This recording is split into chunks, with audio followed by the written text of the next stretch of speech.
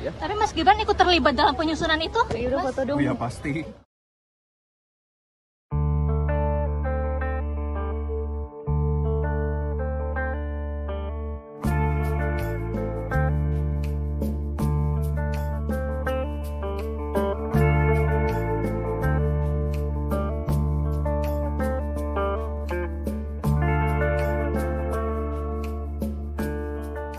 Isu kabinet Mas, ini penggodokannya udah bagaimana ya Mas? Kan akan diumumkan. Udah hampir 100% nanti ya. Tapi biar Mas Gibran, diumumkan Pak Presiden terpilih ya. tapi Mas Gibran ikut terlibat dalam penyusunan itu? Yaudah Mas? foto dong. Ya pasti. Saudara Ketua Harian Partai Gerindra Sufmi Dasko Ahmad mengonfirmasi pertemuan privat antara Presiden terpilih Prabowo Subianto dengan Presiden Joko Widodo di Senayan, Jakarta, Selasa malam. Dasko menyebut tak tahu menau secara detail pertemuan empat mata antara Presiden Jokowi bersama Presiden terpilih Prabowo Subianto. Namun Dasko bilang pertemuan berkaitan dengan proses transisi pemerintahan. Menurutnya, kedua tokoh kerap bertemu membahas berbagai hal.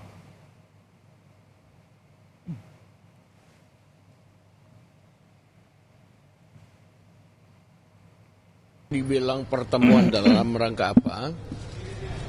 Kedua tokoh ini memang kerap bertemu dan ya sesekali bertemu di luar makan kan gitu. Dan pembicaraan saya tidak tahu persis secara rinci apa karena 2 jam lebih, tapi paling tidak saling tukar-menukar informasi dan membicarakan soal transisi yang sebentar lagi ada estafet kepemimpinan di tanggal 20 Oktober, demikian. Sementara Menteri Perdagangan Zulkifli Hasan menyebut peralihan pemerintahan dari Jokowi ke Prabowo jadi yang terbaik. Hal ini diungkap Zulhas dalam sambutannya di acara pembukaan Trade Expo Indonesia ke-39 di ASBSD Tangerang. Zulhas juga mengucapkan rasa terima kasihnya kepada Jokowi atas kontribusi yang dilakukan selama 2 periode kepemimpinan.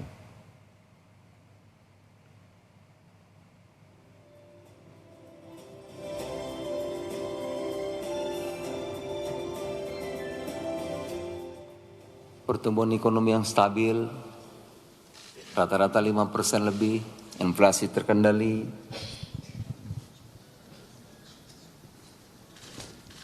perdagangan Pak, Alhamdulillah 52 bulan terus-terusan surplus. Insya Allah peralihan pemerintahan menurut saya ini yang terbaik, insya Allah yang terbaik.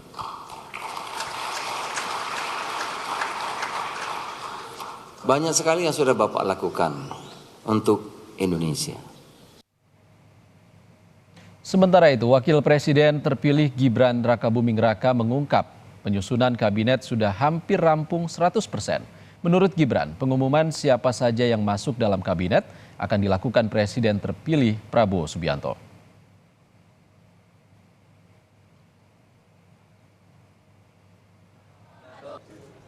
Isu kabinet Mas, ini penggodokannya udah bagaimana ya Mas? Kan akan Udah diumumkan. hampir 100% nanti ya. Tapi biar Mas Gibran, diumumkan Pak Presiden terpilih ya. tapi Mas Gibran ikut terlibat dalam penyusunan itu? Yaudah foto dong. Ya pasti. Mas Gibran, maaf. Sebelumnya, Presiden Joko Widodo makan malam bersama dengan Presiden terpilih Prabowo Subianto di pelataran GBK Senayan, Jakarta pada Selasa malam. Dalam pertemuan tertutup ini, keduanya membahas keberlanjutan program pemerintah ke depan. Dalam akun Instagram Jokowi tertulis keterangan, diskusi santai sambil santap malam bersama Presiden terpilih Pak Prabowo. Tidak terasa 2 jam lebih.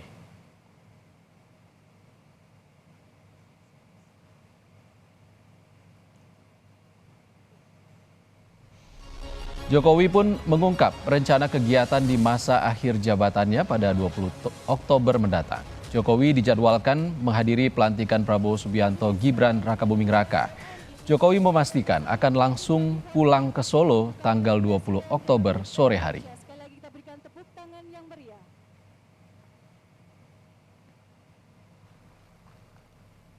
Bapak langsung pulang ke Solo atau bagaimana Pak? Tanggal 20 Oktober sore saya pulang ke Solo. Bapak Akan menemani Bapak Prabowo nggak Pak di DPR Pak? setelah pensiun sampai lagi menjabat, Bapak akan aktivitasnya ngapain Pak? Ada kegiatan terus akan Pulang ke Solo dulu. liburan Pulang ke Solo dulu. Terima kasih Bapak. Tidur. Bapak akan mendampingi Pak Prabowo Pak nanti pada saat pelantikan, Bapak juga akan di DPR saat pelantikan bersama Pak Prabowo. Ya mungkin. Terima kasih Bapak. Terima kasih Pak. Apa makna makan malam private antara Presiden Joko Widodo dan Presiden terpilih Prabowo Subianto? Kita bahas bersama tenaga ahli utama KSP Johannes Joko dan Gun-Gun Herianto, Direktur Eksekutif The Political Literacy Institute. Dan kemudian juga kami sudah mengundang sebenarnya perwakilan dari Partai Gerindra, tapi belum ada yang bersedia untuk hadir berbincang tentang pertemuan antara Pak Jokowi dan Pak Prabowo. Tapi kami akan tetap berdiskusi malam hari ini. Malam Mas Johannes Joko, malam Mas Gun-Gun yang sudah bergabung melalui sambungan telepon. Selamat malam Mbak Audrey, malam Mas Gun-Gun, apa kabar Mas? Kabar baik Mas Joko.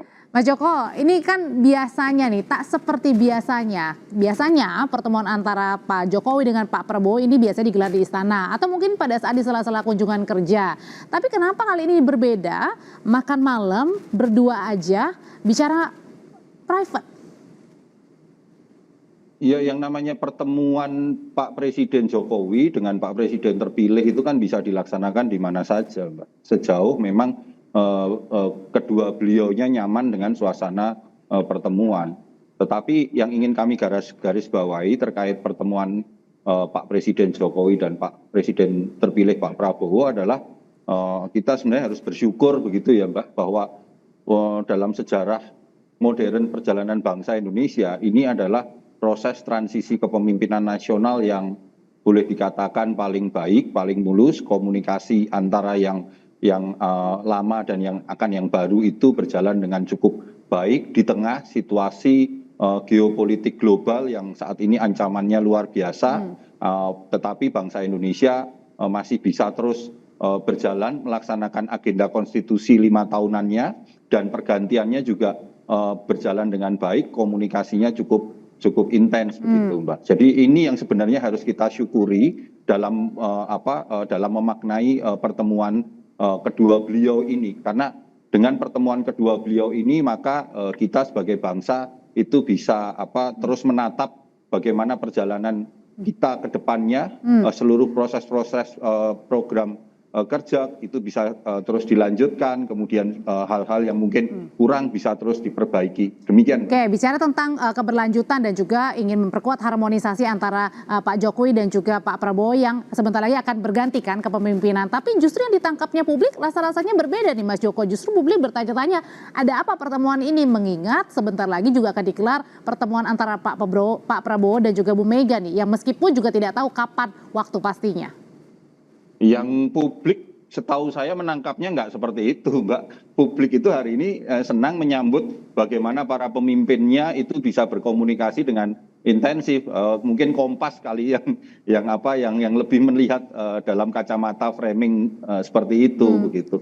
Karena saya ingin mengacu apa yang disampaikan oleh Pak Presiden ketika sidang paripurna terakhir yang diadakan di Ibu Kota Nusantara. Setidaknya itu ada 2 hal pokok yang disampaikan oleh Bapak Presiden, yaitu dukungan proses transisi. Jadi kepada para menteri, pimpinan lembaga yang hadir dalam sidang kabinet itu diminta untuk menjaga proses transisi, mendukung apa yang menjadi program-program Presiden terpilih dalam sisa kurun waktu yang ada. Kalau regulasinya kurang, silahkan dipercepat regulasi-regulasi sejauh itu bisa mendukung Pak Presiden terpilih dalam melaksanakan kepemimpinannya 5 tahun ke depan. Dan yang kedua adalah arahan Bapak Presiden untuk tetap menjaga situasi yang kondusif menjelang proses transisi ini, kondusif dari sisi keamanan, kondusif dari sisi ekonomi maupun kondusif dari sisi sosial. Kalau ditangkapnya Mas Gun-Gun, ini pertemuan antara Pak Prabowo dan Pak Jokowi berdua aja, bicara apa sih ini? Apakah ini ada kekhawatiran mungkin mengenai program-program Jokowi di masa pemerintahan yang mungkin saja terancam tidak dilanjutkan,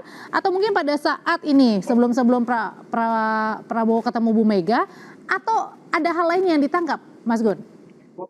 Saya melihat begini ya, tempat itu kan jadi pesan. Kalau tempat di istana itu terkesan formal, dan saya lihat belakangan, terutama dalam pertemuan terakhir ini, ada semacam persepsi yang ingin dibangun soal hubungan antar pribadi yang dekat atau intim. Karena ini penting juga dalam konteks bacaan fase krusial seperti saat transisi pemerintahan berjalan. Saya ingin mengatakan begini, ini komunikasi politik ya, kategorinya itu political publicity, dan yang ingin dibangun adalah respect, mutual understanding, termasuk yang tadi Audrey sampaikan, karena ada satu transisi maka ada kebutuhan bagi kedua belah pihak. Pak Jokowi ingin meninggalkan tentu legacy dan hubungan baik dengan presiden terpilih yang sebentar lagi akan dilantik. Apa kepentingannya? Tentu keberlanjutan banyak hal ya. Yang terbesar tentu saja yang ingin diidentikan sebagai legacy Pak Jokowi adalah IKN. Dan tentu sejumlah kebijakan-kebijakan lain. Bagi Pak Prabowo, kepentingannya tentu adalah dukungan politik dari berbagai pihak ya, termasuk tentu saja diantaranya adalah Pak Jokowi, karena Pak Jokowi cukup lama memberi endorsement politik pada Pak Prabowo. Kalau gitu siapa yang paling membutuhkan dari pertemuan ini? Siapa yang paling membutuhkan? Ini yang jelas mutual benefit ya, keuntungan bersama antara Pak Prabowo dengan Pak Jokowi. Dan terlepas dari apapun intensi yang dibangun ya, pertemuan seperti ini di fase transisi itu sangat diperlukan. Kita cukup punya sejarah yang tidak baik ya. Halo? Ya. Halo? Ya. Kita punya sejarah tidak baik dalam transisi pemerintahan dari pasca reformasi ini, terutama dari sejak Soeharto ke Habibie, kemudian berikutnya. Jadi artinya bukan ada kekhawatiran dari Pak Jokowi ini jelang purna tugas? Iya, semua presiden yang pernah menjabat, apalagi 10 tahun misalnya, pasti kan tidak pernah bisa sempurna dalam banyak hal. Sehingga kemudian secara politik ya, butuh juga yang disebut dengan komunikasi dengan presiden terpilih berikutnya. Satu ya, dalam dimensi kebijakan tentu juga tidak seluruhnya sempurna, banyak hal-hal yang catatan merah, catatan kuning gitu ya. Yang itu kemudian tentu juga punya keriskanan dan baik itu di level implementasi yang akan dieksekusi oleh presiden berikutnya maupun dari sisi hukum. Ya tentu ini butuh komunikasi juga dengan presiden yang terpilih. Tapi satu hal juga nih yang menarik, Mas Joko, ini pernyataan dari Bang Refli ya. Saya meminjam kata-katanya Bang Refli nih. Bang Refli bilang ini pertemuan antara Pak Jokowi dan Pak Prabowo ini harus dimaknai pertemuan politik begitu. Ini bisa jadi mungkin karena ada kekhawatiran dari Pak Jokowi, kemudian juga untuk memuluskan pelantikan dari Mas Gibran. Berarti apakah ada khawatir ini dari Pak Jokowi, makanya harus bertemu dengan Pak Prabowo dan kemudian ini diungkapkan di media sosial juga? Apa yang harus dikhawatirkan? Nggak ada tuh. Kami lihat hari ini juga semuanya berjalan dengan sesuai rencana. Semua juga sedang menyambut untuk persiapan pelantikan Pak Presiden terpilih Pak Prabowo Gibran dan Wakil Presiden Presiden Pak Prabowo dengan Mas Gibran. Nggak ada. Kalau itu kan masalah tafsir orang untuk menafsirkan apapun itu bebas-bebas saja. Toh kita katanya negara demokrasi. Kalau yang namanya negara demokrasi mau tafsir seperti apa juga bebas. Orangnya juga nggak ikut pertemuan di situ kok gitu. Tetapi kan begini loh Mbak, yang harus kita sama-sama pegang. Saya sepakat dengan apa yang dikatakan Mas Gun-Gun tadi gitu. Bahwa kita harus menciptakan satu legacy bagi bangsa ini. Legasinya itu apa sih? Legacy berupa proses yang namanya proses transisi kepemimpinan nasional itu ya harusnya seperti ini begitu, bahwa yang lama itu memberikan jalan kepada yang baru, kemudian yang baru juga mempersiapkan berbagai hal sedini mungkin supaya ketika beliau Pak Presiden terpilih Pak Prabowo dilantik tanggal 20, tanggal 21 itu bisa langsung gaspol, karena sekali lagi kita ini situasi dunia ini sedang nggak baik-baik saja begitu, dan Indonesia membutuhkan kerja-kerja cepat, efektif dan efisien, dan itulah yang tampaknya ingin dilakukan oleh Pak Prabowo beserta seluruh timnya begitu. Tapi apakah Pak Jokowi ini cawe-cawe di pemerintahan mendatang, mengingat ini katanya juga kan sekarang ada beberapa calon menteri yang dipanggil nih oleh Pak Prabowo untuk mengisi posisi menteri di kabinet baru. Saya yakin Pak Jokowi itu bukan tipikalnya Pak Jokowi lah untuk melakukan cawe-cawe. Karena bagaimanapun Pak Presiden Jokowi itu sangat menghormati Pak Presiden terpilih Pak Prabowo dengan seluruh kewenangan dan otoritasnya dalam menentukan langkah-langkah dan program-program kerja ke depannya. Jadi segala persepsi, segala framing, kemudian apapun bentuknya, saya kok berharap teman-teman bisa lebih fair melihatnya, tapi tidak mengarahkan kepada sesuatu yang kontraproduktif. Kita butuh sesuatu yang produktif bagi bangsa ini, karena suka tidak suka kita harus terus melangkah untuk menyelesaikan berbagai persoalan-persoalan sehingga masyarakat itu betul-betul bisa terlayani dengan baik. Mas Gun, ini kan saat ini Pak Prabowo sedang menyusun ya siapa-siapa saja nanti akan masuk ke kabinet begitu. Katanya kabarnya juga sudah ada yang mulai dipanggil nih oleh Pak Prabowo. Nah, kalau melihat pertemuan kemarin malam antara Pak Jokowi dan Pak Prabowo, ini memperlihatkan juga nggak jangan-jangan masih ada nih cawe-cawe di pemerintahan mendatang? Begini, yang punya otoritas di puncak hierarki otoritas birokrasi ke depan, terutama pasca 20 Oktober, itu adalah Pak Prabowo. Dan sekarang proses transisi itu menunjukkan bahwa betapa pentingnya Pak Prabowo kemudian memilih dan memilah orang terbaik yang akan membantunya. Jika tidak, maka itu tentu juga akan menjadi kerugian bagi Pak Prabowo, terutama di performa ya kabinet yang akan dipimpinnya nanti. Nah, sekarang persoalannya adalah saya nggak yakin gitu ya betapa besarnya peran cawe-cawe Jokowi di posisi seperti sekarang ini yang mau turun, bahwa Pak Jokowi ya punya tentu kekuatan rujukan kemarin ya menjadi salah satu yang membantu Pak. Ya, Mas Gun. Oke, sambil diperbaiki komunikasinya, Mas Gun, saya akan kembali ke Mas Joko.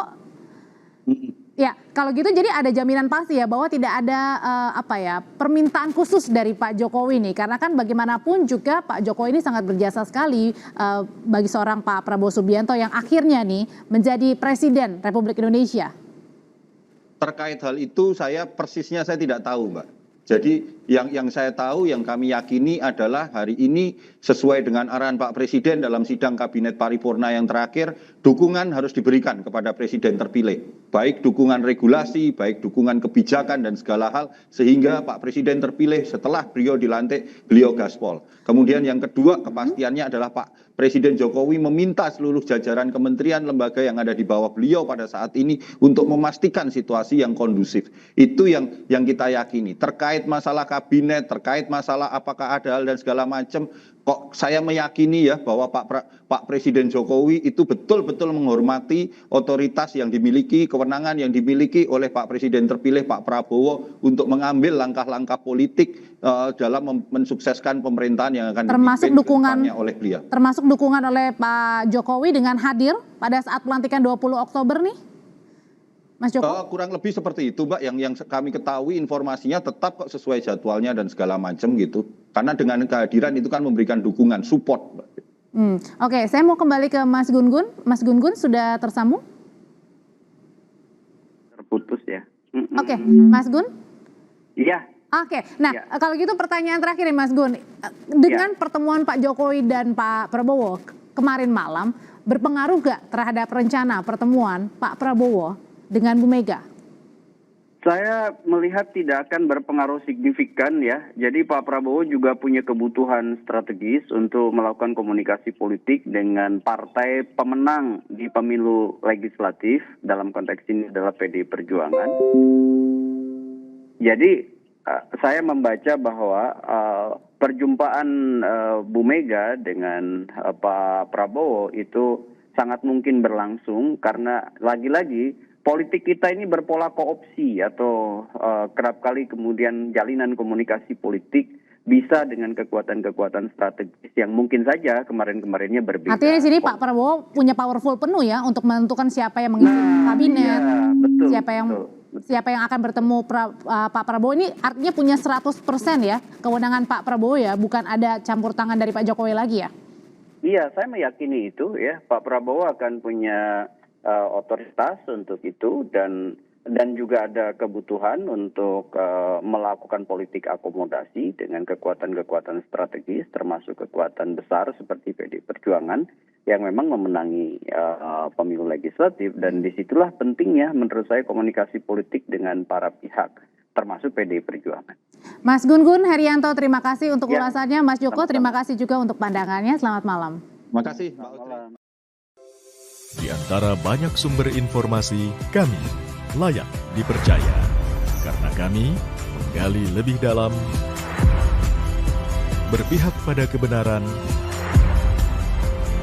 berpegang pada data dan fakta, agar layak Anda jadikan referensi. Kompas TV, independen, terpercaya.